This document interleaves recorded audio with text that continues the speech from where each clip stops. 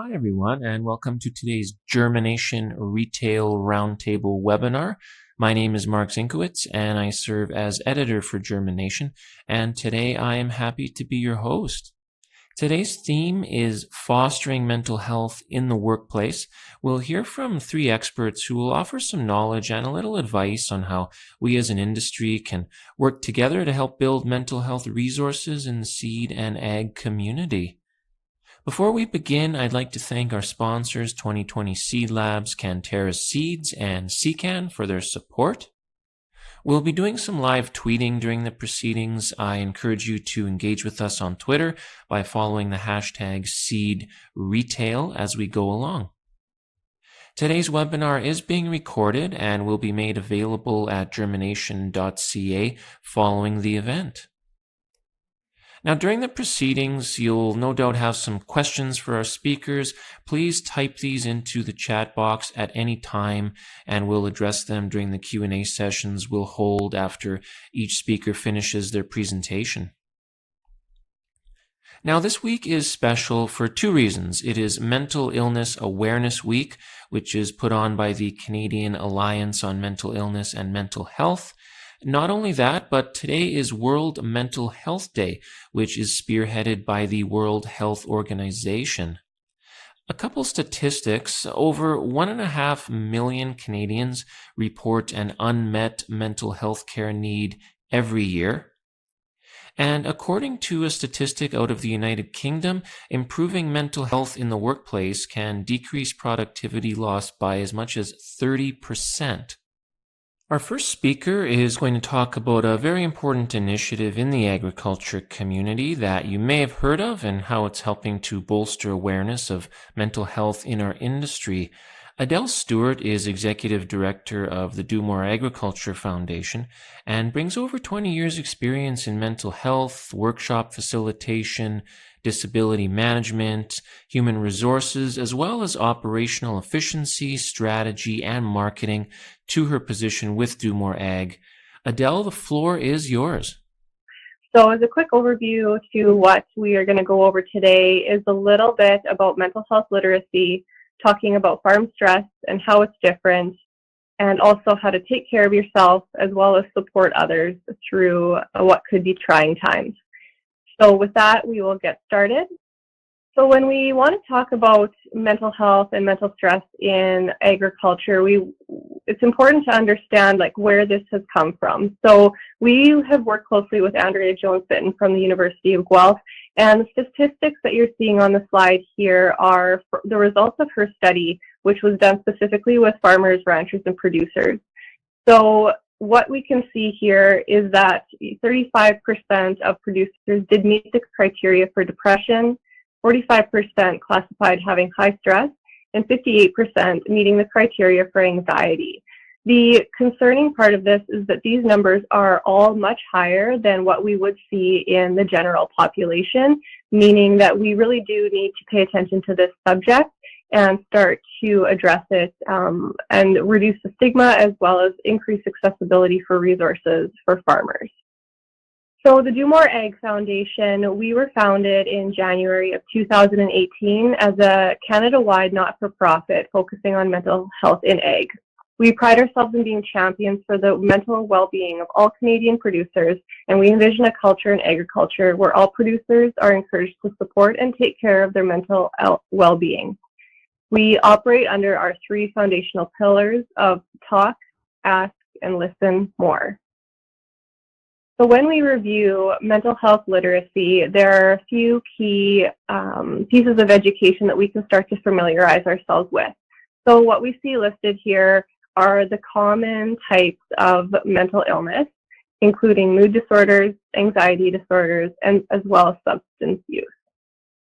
So when we talk about these, what it looks like and, signs and symptoms, we are commonly asked, and it really is individualized. So we'll talk a little bit more about what my main message is that when you start to notice prolonged and progressive changes in someone's normal, so it's usually somebody that you know very well, whether that be a coworker in your workplace, whether that be a family member, but when they start to make prolonged and progressive changes in their normal habits, what that can look like is their eating habits, or in the workplace, their break habits. Somebody who maybe took place in lunch breaks all the time and now they're eating at their desk. Changes in hygiene, in terms of how they present themselves, whether how they dress or do their hair, and all of those things like that. When those things start to decline on a progressive nature, prolonged for a period of over 2 weeks, is sometimes a place where we can start to have a conversation when we feel comfortable enough to open that, which we'll go over a little bit more later on in this presentation. So we want to talk a little bit about making sure that we understand what's normal. And the slide that we see up here is called the Mental Health Continuum model.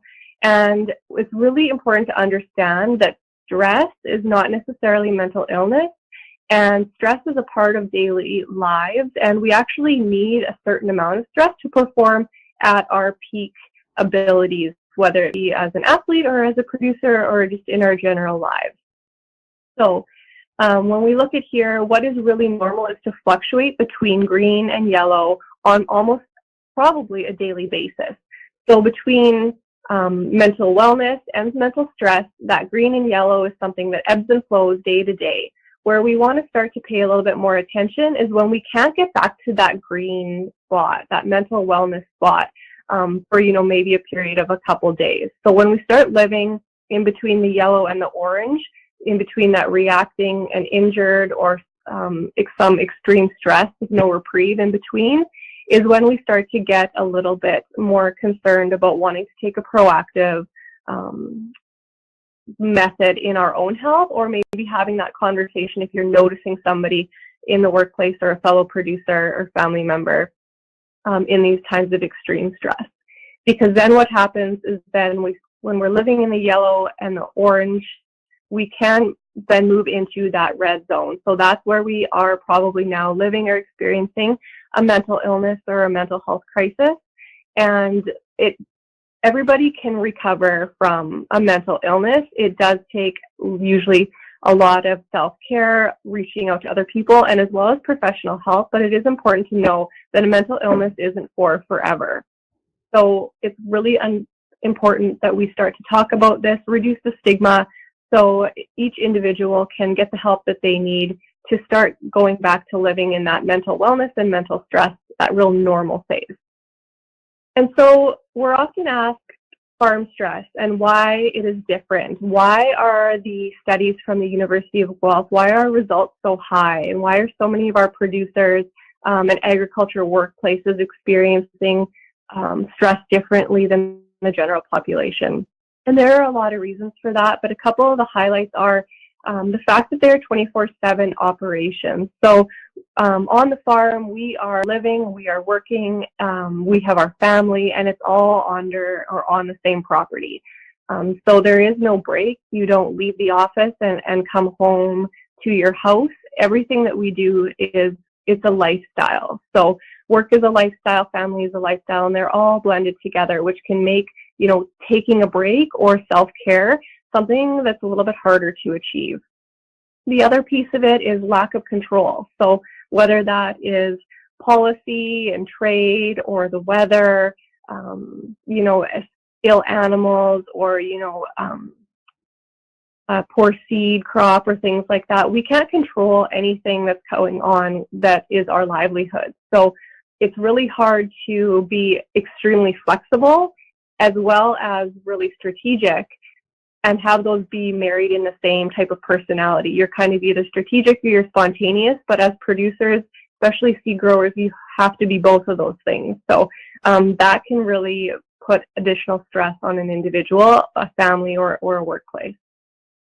And then the last two pieces are the stigma, which we are working very hard to reduce, and we're really seeing positive change there. And then lastly is the isolation. So whether it's lack of available internet, whether it is just the remoteness of being able to access in-person professional help, and even just being far away from other neighbors and people to have a conversation with. All of those things can really lead to an uphill battle when it comes to taking care of ourselves and getting appropriate medical care.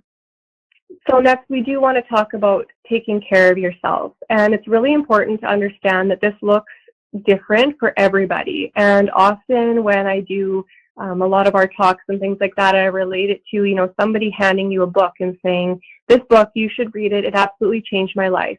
And, 2 chapters in, you just, it's not resonating with you. So what I like to say is you do you.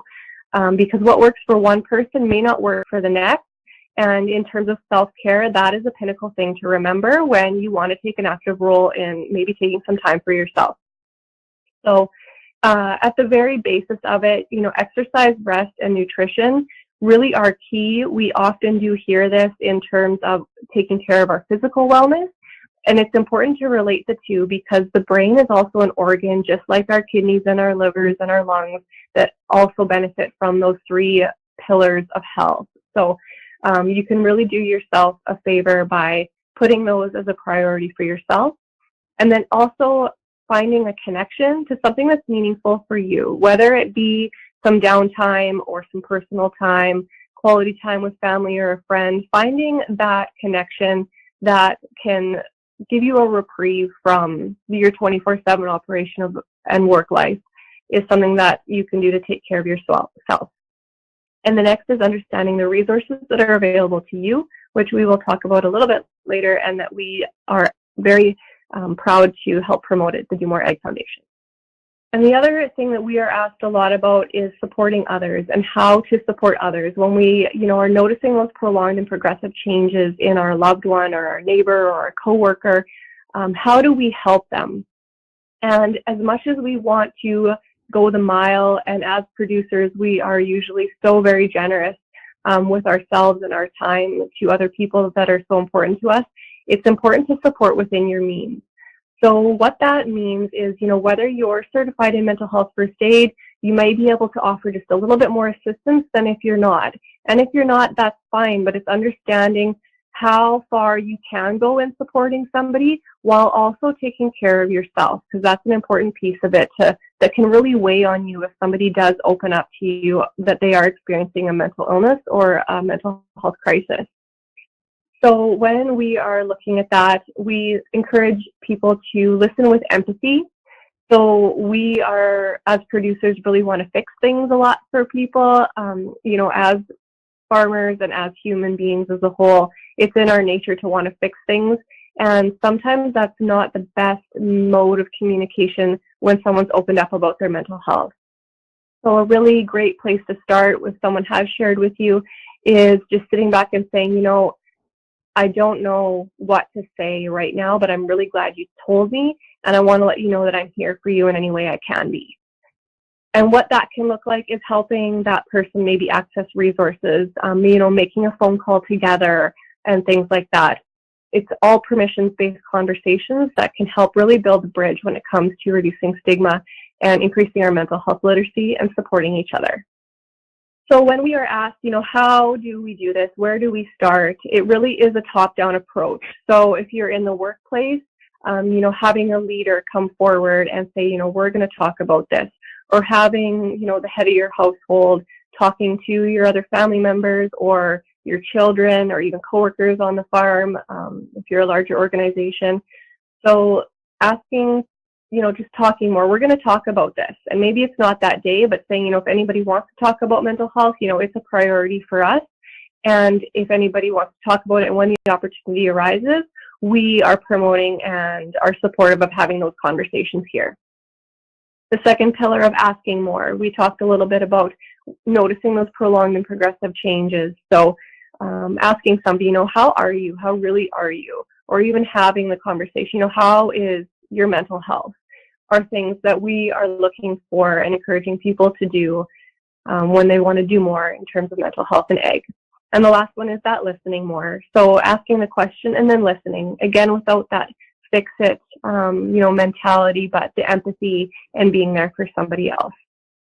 And then resources. We're often asked, where are the resources and how can we find them? So you can find them. We have a national list of resources at www.domore.ag/resources.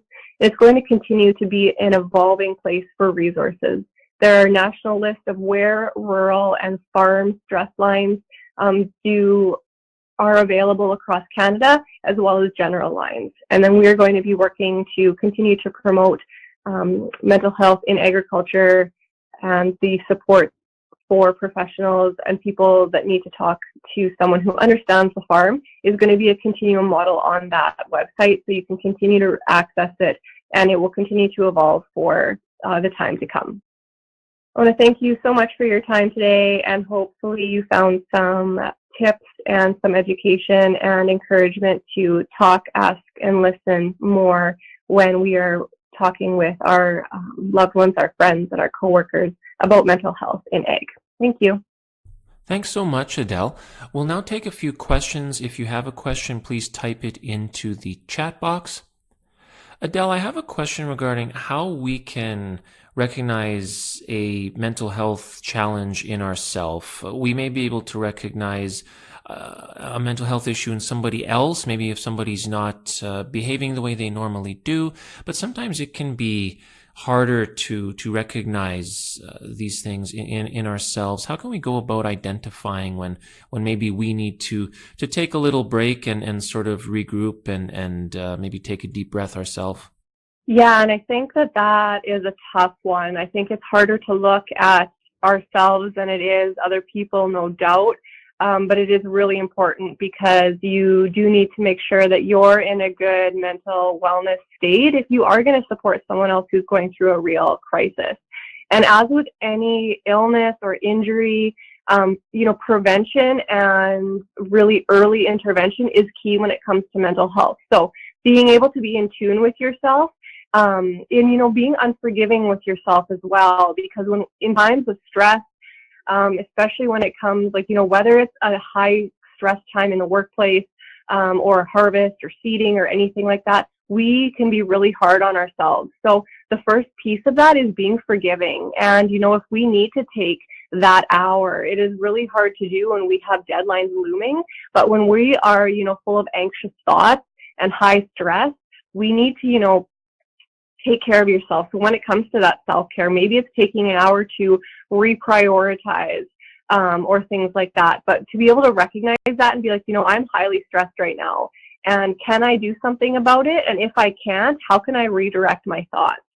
And, understanding some of the, mental stresses when you're looking at prolonged and progressive changes within yourself, you may, and whether you're changing habits for the better or the worse. And, so I'm a female and can, give an example of somebody I started to care a little bit less about, getting done up for the day and wearing a full face of makeup and, curling my hair. And, actually to somebody in the workplace, a coworker could have looked like I was changing for the worse, but actually for myself, I was changing for the better and reducing the stress in my life, so I had more free time to get my list done. So, having that can be something one way or another, but recognizing, those in yourselves and making that decision, this is for me and it's going to be a positive step in my stress reduction, can go a long way. So, and would welcome somebody if they had the conversation with me about, Adele, how's your mental health? Happy to share that. So hopefully that's a start. For that question. Obviously, there's still a stigma attached to mental health issues, but we're making a lot of progress, not only in our industry, but in the world at large in talking about mental health and mental illness. What for you, Adele, is the biggest sign that we are making progress in this area? Yeah, I think the vast readiness that has snowballed, the Do More Ag Foundation, has snowballed and the organizations jumping on board. Again, when I talk about the top-down approach that's super necessary in the workplace for a mental health strategy, we're seeing that with these national organizations coming on board and saying, we support this, we support Do More Ag. We need to have these conversations is super positive. And, even then, it allows a freedom and a platform for individuals to become comfortable there. Just this last weekend, actually, I saw online somebody say, I suffer from anxiety and panic attacks, but I really want to go watch the football game somewhere. And it was super cool to see other people, give feedback and support instead of online bullying. So we are seeing the change, and it's only going to continue. And I'm excited for the future of mental health and ag, no doubt, no doubt, no doubt.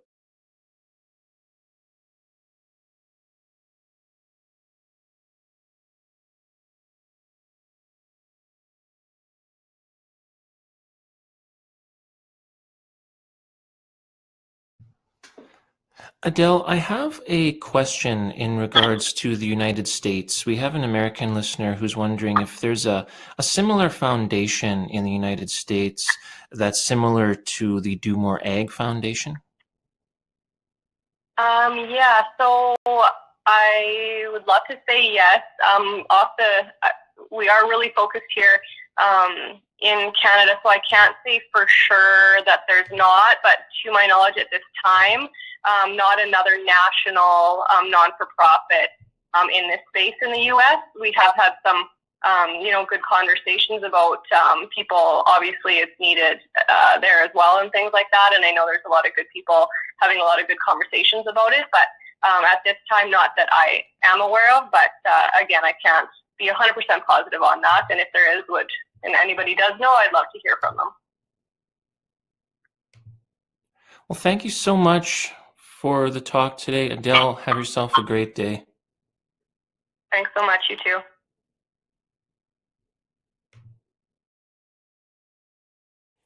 Thank you so much, Adele. Our next speaker is Cynthia Beck. She is a clinical psychology master's student at the University of Regina and provides suicide intervention response services to Southeast Saskatchewan. She is also a farmer, and she's going to talk about mental health, what it is, and how people in the seed and agriculture industries can be particularly affected by this issue. Cynthia, the floor is yours. Thank you very much for inviting me here today, Mark. I think that us discussing mental health across industry is very important, especially when we're talking about well-being in agriculture. To date, it's been really under-researched, underfunded, and sort of misunderstood. So it's really important that we are talking about mental health in agriculture, mental health across business, and I'm going to speak to strategies in ag well-being. So first off, I'd just like to let you know that I sort of wear many hats. I'm a mom. I provide suicide intervention response services to the rural communities in Southeast Saskatchewan. I'm also a master's student in the clinical psychology program at the University of Regina, and then I am a farmer as well. And as you can see by that picture, I farm with my husband and his family, and we all share in the workload on our farm. We have about 350 head of cows and about 6,000 acres of grain land. So maintaining my mental health is really important, and I didn't always do that, and that's how I sort of came to a place of returning back to university and wanting to take on a role of being a helper in our rural communities when it came to dealing with mental health. So one thing that I always find interesting when we are talking about mental health is that there's an assumption as to everyone must know what mental health is. And I think that's a really presumptuous state of mind, I think. But I also find that we might be coming from a place of privilege if we assume that everyone knows what mental health is. Because the interesting thing is when people are not in a good place, they have no idea that they're not in a good place, typically, until something drastic happens. So I would like to sort of give you my definition of what is mental health. And what is mental health? It's the ability to meet our daily functioning needs. So that includes having the ability to get up, get out of bed, care for ourselves, eat our meals. And sometimes when we are at a place of not being mentally well, we're not able to do that. Mental health also incorporates balanced thinking, balanced emotions, and healthy coping. So when you are making business decisions, are you taking a step back and methodically thinking through things? Okay, here's the pros of me making this decision. Here are the cons of me making this decision. Also with emotions. So for balanced emotions, let's face it, if you are in the middle of calving, it's sort of been a hell calving season, well, you may not have balanced emotions because, let's face it, we're stressed out and it's raw. Same thing with seeding and harvest. If it's been a really tough seeding time, or it's a harvest like we're in right now where it's really wet, we can't get our crops off and half of them are laying in fresh green growth, it might be really hard to have balanced emotions. And then healthy coping. So sometimes when we are not coping in a healthy manner, we might turn to alcohol to solve our problems, or even to numb what's going on for us. Or we might take out our frustrations on the people around us. So those are things to think about. If you have a healthy coping style, you can keep your stress in perspective. You're still able to communicate with your family and make good decisions, well, then that might be indicative of healthy coping. So what are some signs of decreasing mental health? I get asked this a lot, and this goes for the individual themselves when they're doing their own check-in. It also works for if you might have a family member, a friend, a neighbor, or community members. How do I know when someone else is not doing very well? Well, first of all, people typically experience a change in eating habits. So maybe they were a regular eater before and suddenly they have no appetite. They just can't bring themselves to eat. Or the opposite, they can't stop eating. Or they eat things that they normally would not have eaten. So if you have a healthy eater who suddenly is craving beer and chips and whatever, and that's all they're eating, well, something might be going on there for them. Also, there's changes in sleeping habits. So this is sort of a one or the other situation as well. With farming especially, let's face it, there are times when we do not have healthy sleeping habits simply because the work has to get done. But outside of those times, are you sleeping on a normal pattern, or do you find that you can't sleep at all and you lay in bed all night thinking about things, or the opposite, you cannot get yourself out of bed during the daytime? The next thing is difficulty concentrating. I, as a middle-aged woman who has many things on the go, let's face it, sometimes I have a really difficult time with concentrating, and that's part of a normal process. But there's also times where you might be in the middle of a task and you totally lose place of what you're doing. Or if you are farming or you're working in business, say you're working in the seed or fertilizer industry, if your lack of concentration actually causes harm or impairs the safety of the people around you, well, then that is something to pay attention to. Changes in mood are another thing. Well, if you have a neighbor who's always been a really happy-go-lucky person, or they seem to have dealt with stress really easily, and then suddenly they are angry all the time, or they're really negative, or they actually start withdrawing from people and you don't see somebody for a long time, and that's not characteristic, well, then maybe you should go and check on that person. Or if you yourself are doing it, take a look at what's going on for you. Also, the poor decisions and impaired judgment. Once again, it's really hard for us to have that awareness of ourselves when we're making those decisions. But I encourage people to sort of think about that. When you are making decisions, if you make really snap decisions and that's not your usual decision-making style, then perhaps it's time to do a little self-check-in. On the positive side, though, what helps with our mental health? A lot of these steps are really, really easy, and I'm not sure why. Well, because we're human, I guess. That sometimes we forget about doing the really simple, basic things, like fueling our body properly. That requires eating food, drinking water, staying hydrated. It's nothing major, and Yet I think that sometimes it's the first thing that we sort of set aside when we are trying to get that crop in, get that crop off, or deal with calving season. But, I mean, you would never let your tractor sit empty of fuel or not change the tires on the side of the road, because then you are left stranded and you can't get your work done.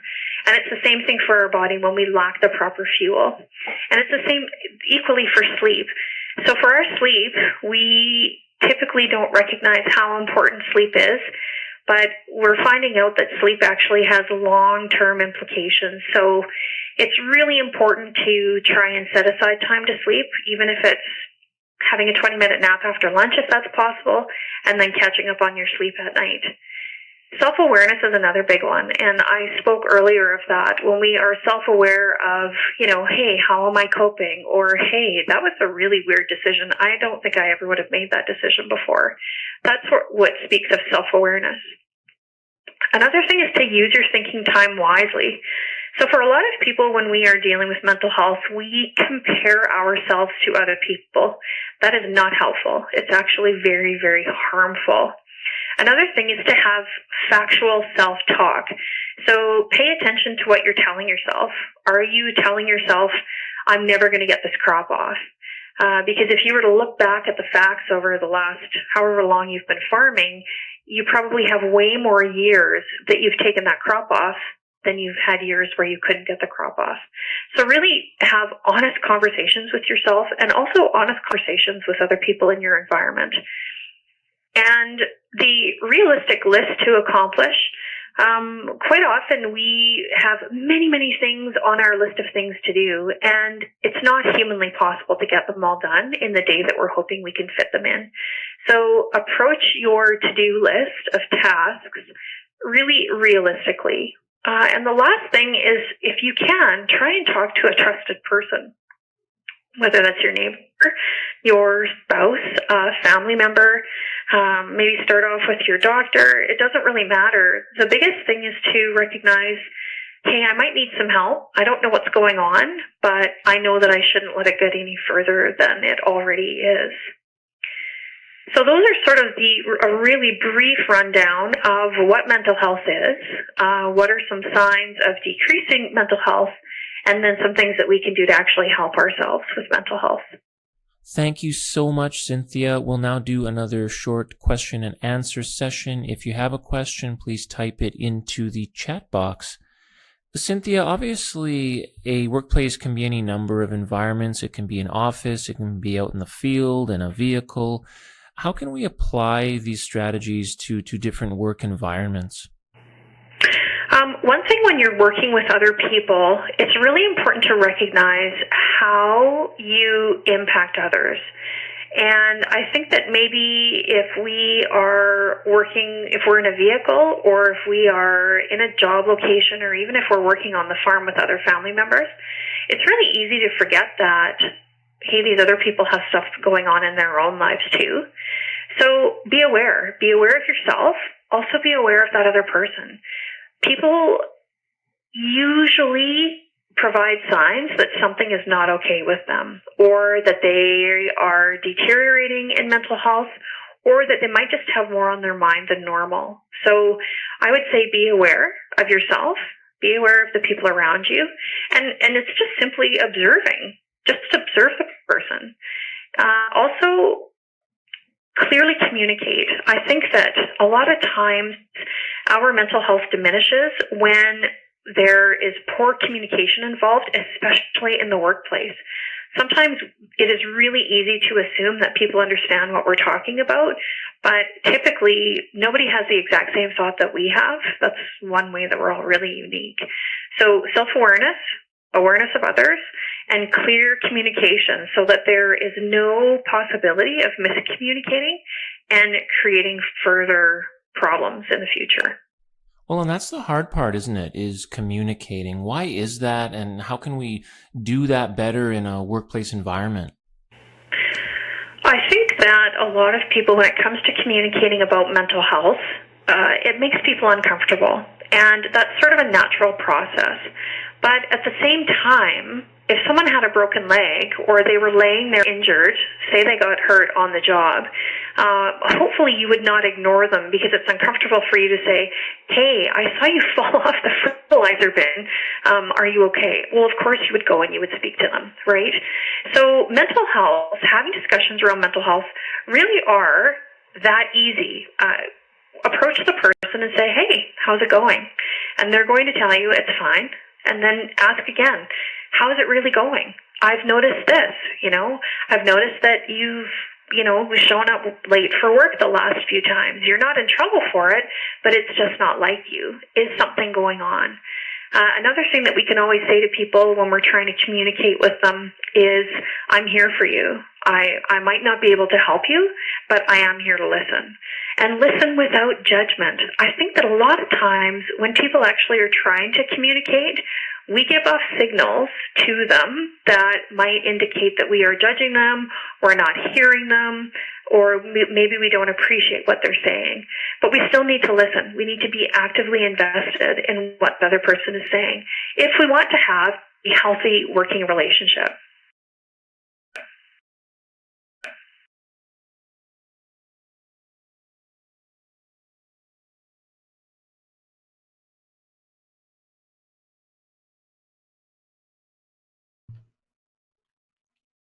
Our final speaker of the day is Elaine Fraze. She is a professional speaker and certified farm transition communication expert. Thank you so much for spending your lunch hour with us today. Elaine is going to talk about communication and why it is so important to fostering mental health in the workplace. Elaine, the floor is yours. Thanks, and welcome everybody. My first slide is a bit of a challenge to something that Adele said at the top of the hour at Do More Ag, which I'm a sponsor of, and really am thrilled to see the uptake that they've had and the impact that they've had in shifting the conversations about agriculture. But if you remember, she said agriculture is a 24/7 kind of occupation, and that's true in some veins, but not in another. So at the Ag Excellence Conference at the Hotel Fort Garry last fall in November, there was a panel discussion called Healthy Farmer, Healthy Farm.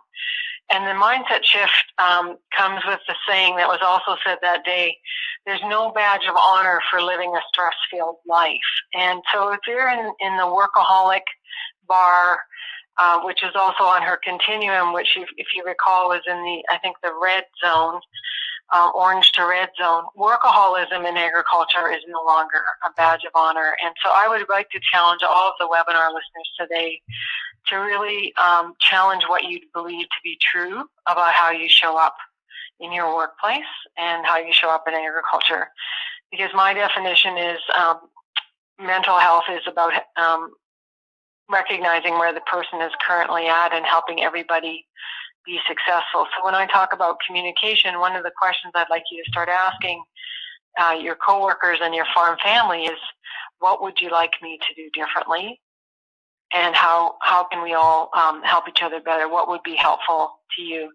And I'm a big fan of Brené Brown, and she has a great Netflix video on vulnerability. And her line is, what is the story that you're telling yourself? So I'm looking out my window right now with 3 inches of clumps of snow on all my trees and still have 30% of our harvest to do too. And obviously we cannot control the weather, but we can definitely control our response, just like in communication.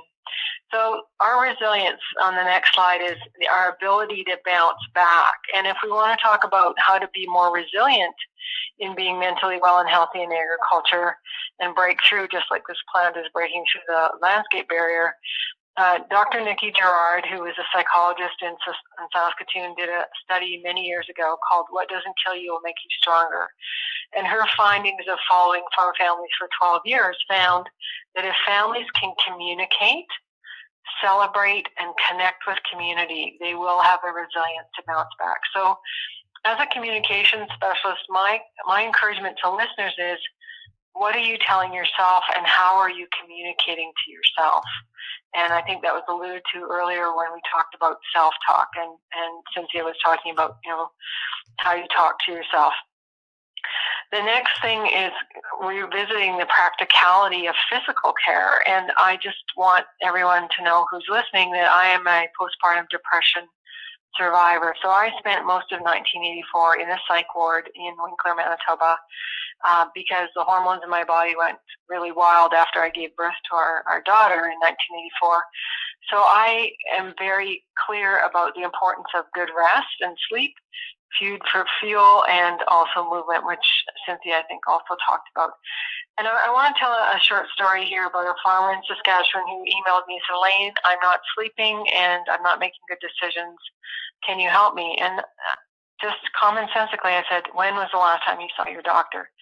He said, well, actually, I don't have one. I said, yeah, exactly. Not unless you've gone to get your medical for your truck license renewal. So he went to the doctor and he sent me back an email about 3 weeks later and he said, thank you, thank you, thank you. And what he discovered is that he had a thyroid issue, a thyroid problem, and he also had sleep apnea. So again, prevention is really important here, and good physical care has been mentioned already, but communicating to your doctor and communicating to your caregiver. So this morning I've actually gone to my osteopath because it snowed and people have canceled, and I hopped over to her to fill in an appointment, and it's just really important for all of us to practice good physical care as part and communicate that to our care practitioners, and to not be stoic about, oh, just pull yourself up by the bootstraps and suck it up because you're a farmer or because you're supposed to be tough. No, go and get help and ask for good help. The other thing on the next slide talks about the whole idea of culture beating strategy. So in the next slide, we, if you'd like to see this longer, if I can have the next slide, unless my computer's frozen up here. The diagram here is believe, behave, decide. And if you want to see a long presentation on this, you can just go to episode number 41 at Impact Farm Marketing, which was aired on May 15th. But it's what do we believe in terms of mental health and mental wellness? I believe in transparency. I believe in getting help. I believe in getting connected. And because there's a historic genetic tendency in both sides of our family here for mental health struggles, we talk about it, and it's an open conversation. How you behave towards each other is how you choose to respond every day in your workplace. And this morning on Twitter, Leslie Ray Kelly with High Heels and Fields had an amazing post about what her father said, the sentence, and it was called "The Sentence My Dad Said That Changed My View of Farming." And I'll just quote it for you here. Her father said, "It's not the number of acres or what type of equipment you have that will determine your success on the farm. You will be successful based on how you treat each other and yourself." And I say amen to what he said. Because how we behave and communicate is a decision. So it's believe, behave, decide are the three aspects of what is the glue that's holding your workplace, or that's holding your farm team, or holding your family together. And how you behave, believe, and decide with each other beats any kind of agronomics or plans or strategy. And I think Peter Drucker, who is a management guru, actually said this quote, "Cultural beats strategy." So I just want you to think about what you believe to be true, and if you want to challenge something in communication, you can say, where is it written that farmers have to work every day? And on our farm, we don't have livestock, and we don't work on Sundays. And so this Sunday, we had church Thanksgiving, and it was a beautiful day, and we didn't work, but we went to work very early Monday and Tuesday when we actually could get out there. But we also made a decision to buy tracks for our combine so that we could go through water, and that was a risk management strategy. So it's what you believe, behave, and decide in how you make decisions that will also help you, give you that resilience that you need. The next slide also emphasizes transparency, and this is one of a client of mine in BC and a rancher, and farm safety people won't like the fact that he's carrying his baby girl in the saddle, but that's what he wanted to do. But open communication is how do we talk about things when things aren't going well. So are you hiding things from your workplace compatriots, or are you open about, I'm going through a tough time, or I didn't sleep very well last night, so I need a little more grace today. And I quite often ask my husband, Wes, how was your night?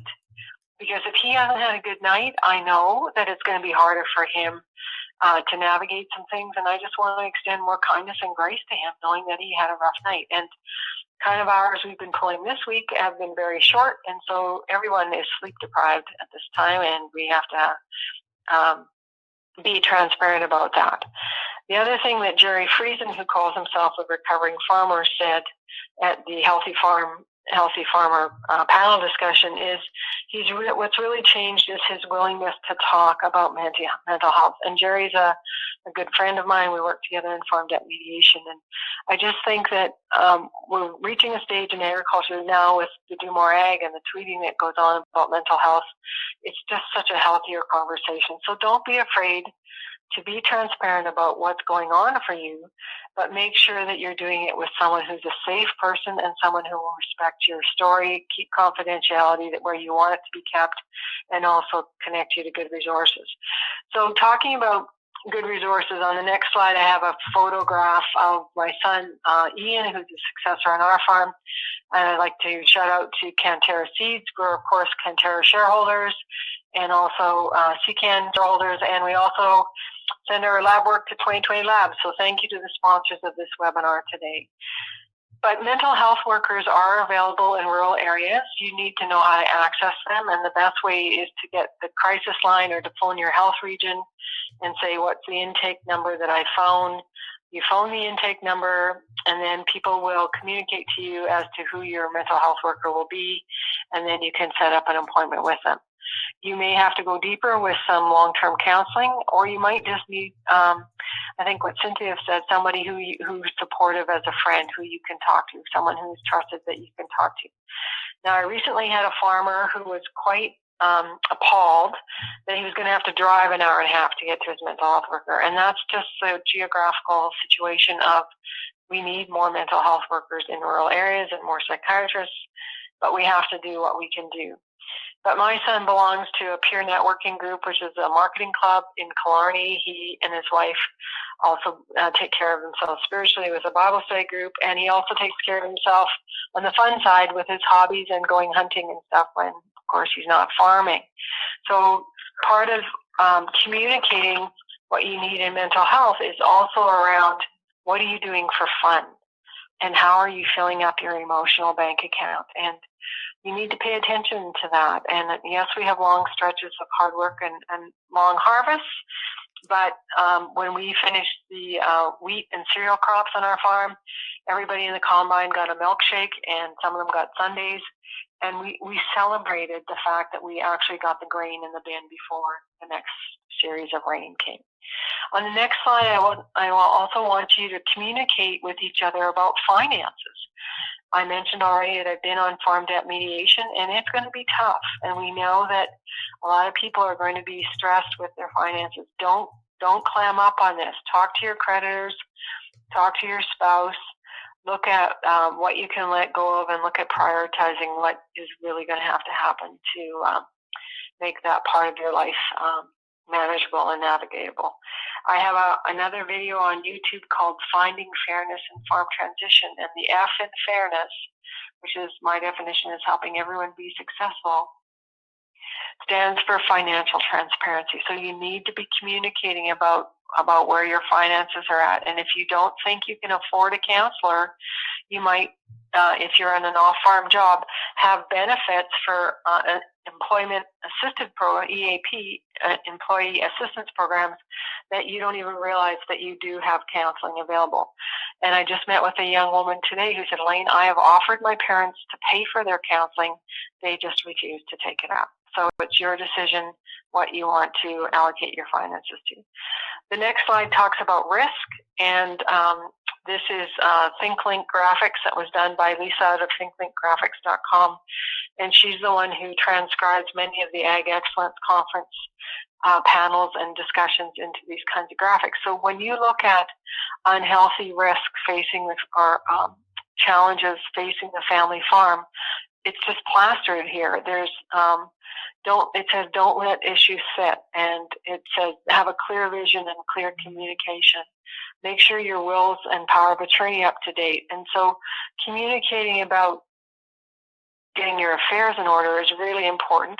and also what you're facing your expectations with. So you need to set the expectations of what's a reasonable expectation and what's not, and also talk about time frames. So when I'm coaching farm families about communication for transition, I'm asking, what do you expect from each other? Let's be clear about expectations.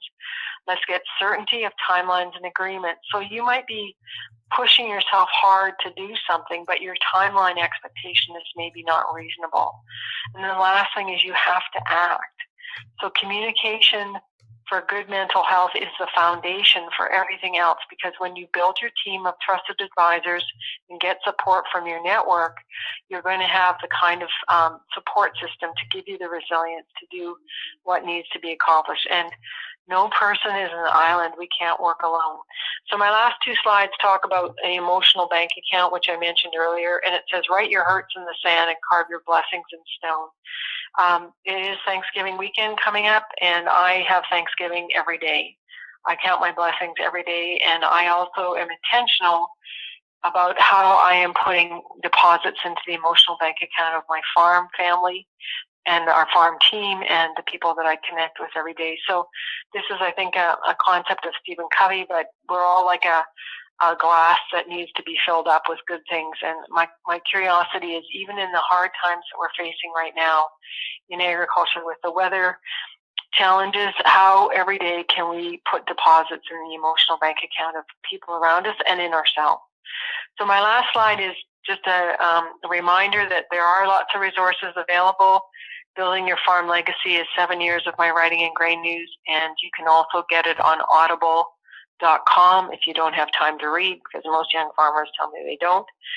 You already heard about Do More Ag /more resources, and also I'm also on an app called agvisorpro.com where people can book my time to have coaching time through their mobile apps on their phone. The farm stress team in Manitoba has a chat box, and so if you just go to ruralsupport.ca, that will be good too. So there is a book called I'm Not Sick and I Don't Need Your Help. And so sometimes you will reach out to people who want mental health support, but they're not willing to get help at that time. So you can reach out and walk alongside. You can communicate your intent to be helpful or to just be there as a good listener. But ultimately, it's up to the person who's dealing with the mental wellness issue as to how they choose to respond. So just to close, I'd encourage you to go to my webpage to download my free Farm Family Toolkit. There's a communication styles assessment there that you can do to find out what your style is. I also encourage you to come from curiosity, and I think Cynthia mentioned not coming from judgment, and I totally agree with her. And then the last thing is the questions, what would be helpful and what would you like me to do differently? Because I just sense that some things aren't right now. Do you want to talk now or do you want to leave it till after supper? But we are going to talk about this because talking is the healthy approach to dealing with mental health. So we'll maybe take questions now, Mark, and wrap it up soon. Thanks so much, Elaine. We will have a very brief question and answer session before we wrap up. Feel free to type your question into the chat box.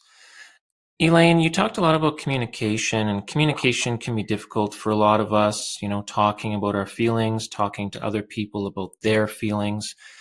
Can you reiterate, what are some strategies that we can all use to try and cultivate that ability within ourselves?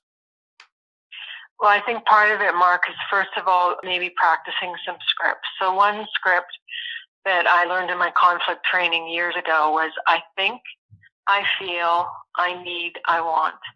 I think things are shifting for you. I feel it's time we talk about this. I need to understand what's going on for you because I want all of us in this farm team to be healthy. So again, I think, I feel, I need, I want. And what you're doing is helping break down to the other person what your experience is of them at the moment. And it's just really important. And I often tell a story about crying in the living room. And if my husband comes in the living room and I'm crying, he asks one question: is this about me? And I'll say no. And then he says, have a good cry. And I come from a family where crying was a form of releasing tension and energy, and it wasn't deemed to be manipulative or a bad thing. His experience in his family of origin was totally the opposite. So, through our marriage years, we come through a better understanding of how we communicate in different ways, and just checking in with the other person. What's really going on for them, and is it something that they want to process with you, or is it something that they want to deal with on their own? Elaine, you mentioned it's important to have fun, and it's important to find things that you enjoy doing, hobbies, etc. A lot of us work a lot, and for farmers especially, that may be their whole life is working constantly. And maybe for those of us who've maybe lost touch with what we enjoy, maybe we're not sure, gee, I spend so much time working, I'm not really sure what I would enjoy doing. I know sometimes I kind of sit back and think, yeah, what could I do today to actually enjoy myself and appreciate my life a little bit that isn't work? And what are some ways that we can maybe rediscover what gets us really excited and passionate about life? Well, first of all, you reinforce the stereotype, Mark, because you said farmers are working all the time. No, they aren't. Farmers can choose not to work all the time, just as you can choose not to work all the time. And for us in agriculture, we're passionate. Work is fun. So we like working, and we're passionate about doing it, and that's great.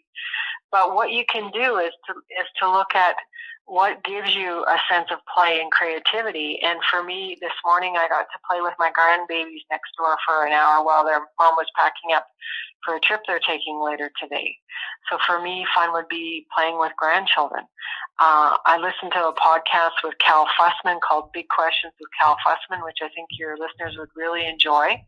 He interviews successful people all over the world, and there's one very engaged doctor who has an hour every Thursday night where he picks up the phone and has a conversation with a close friend on the telephone, not texting. And you'll notice on Twitter this week, people were out on Twitter like at 2 and 3 and 4 in the morning, but they were having conversations with each other while they're out working late.